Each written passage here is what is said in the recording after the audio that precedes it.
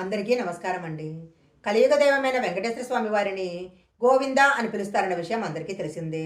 అసలు స్వామివారికి గోవింద అనే పేరు ఎందుకొచ్చిందో ఇప్పుడు మనం తెలుసుకుందాము. భక్తుల చేత గోవింద అని పిలిపించుకోవటానికి కలియుగ దైవమైన వెంకటేశ్వర స్వామి వారు కొండ దిగి వచ్చారు. ఒకసారి వెంకటేశ్వర స్వామి వారు అగస్త్య మహాముని ఆశ్రమానికి వెళ్ళటం జరిగింది. వెంకటేశ్వర స్వామి అగస్త్యమునిని తనకు ఒక గోవు ఇవ్వవలసిందిగా కోరతాడు.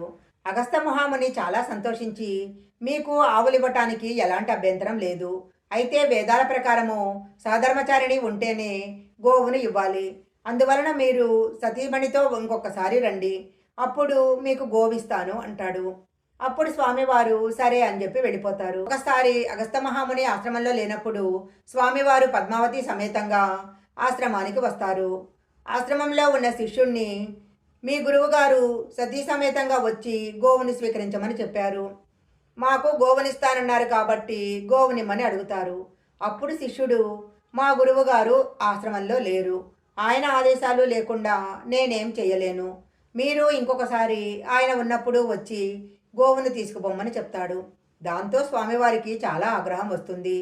తిరుమల కొండ వైపు గబగబా నడుచుకుంటూ వెళ్ళిపోతారు. అంతలో అగస్త్యముని ఆశ్రమానికి రాగానే శిష్యుడు జరిగిన వృత్తాంతమంతా చెప్తాడు.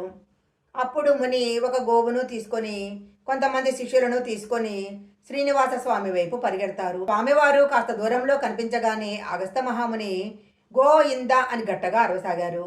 స్వామివారు వినిపించుకోకుండా అలాగే వెళ్ళిపోతూ ఉంటారు. అప్పుడు అగస్త్య మహామునితో సహా శిష్యులందరూ గోయింద గోయింద అంటూ అరవసాగారు. అలా శిష్యులందరూ గోయింద అంటూ గోవింద గోవింద అని పిలుస్తూ స్వామివారి వెంట పరిగెడుతూ ఉంటారు. అప్పుడు స్వామివారు అదృశ్యమవుతారు. స్వామివారికి గో అంటే గోవు, ఇంద అంటే ఇదిగో అని అర్థము. స్వామివారికి గోవింద అనే పదము ఎంతో ఇష్టం కాబట్టి గోవింద అనే పిలుపు కోసము తిరుపతి కొండ దిగి కిందికి వచ్చారు. ఈ వీడియో కనుక మీకు నచ్చినట్లయితే లైక్ చేయండి, షేర్ చేయండి. ఇలాంటి మరిన్ని వీడియోల కోసం మా ఛానల్ సబ్స్క్రైబ్ చేసుకోండి. పక్కనే ఉన్న బెల్ ఐకాన్ని యాక్టివేషన్ చేసుకుంటే మేము పెట్టే వీడియోలు అన్నీ కూడా మీకు ముందుగానే నోటిఫికేషన్గా వస్తాయి. మరొక మంచి వీడియోతో మళ్ళీ కలుసుకుందాం.